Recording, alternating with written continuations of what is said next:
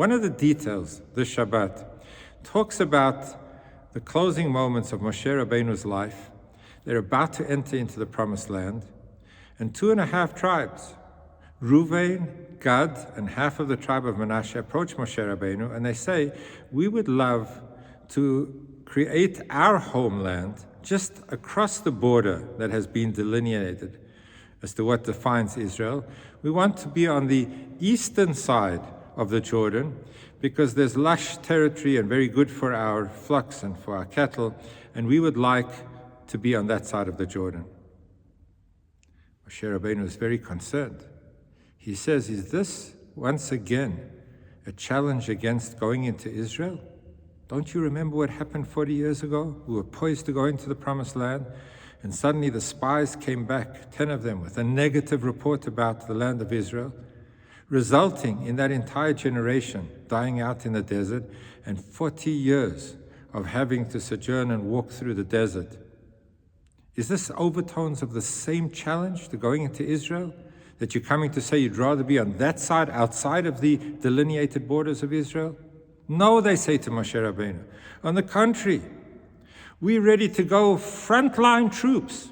We're ready to lead the Jewish people. And this is a condition of our taking the land on the other side, is that we will set up our camps for our family, for our possessions. But before we live there, we will lead the Jewish people in battle.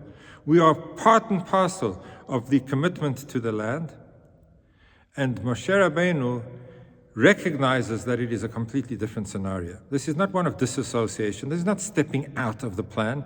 This is involvement of even a greater degree than any other citizen of the Jewish people. And ironically, what happens is through their efforts, the land of Israel becomes broadened.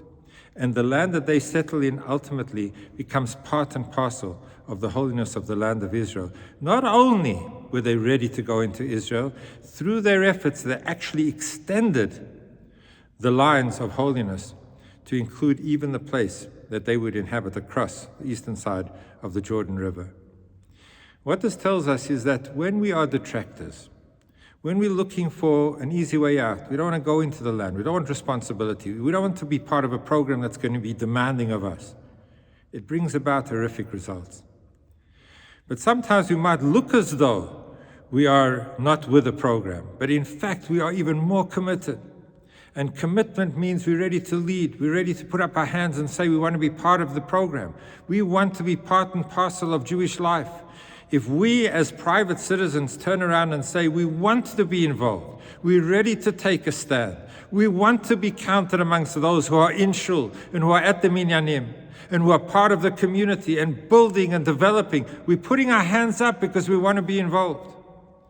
When we're that kind of community, ready to give, then even when sometimes things appear to be not so great, they're actually the seeds of growth and development.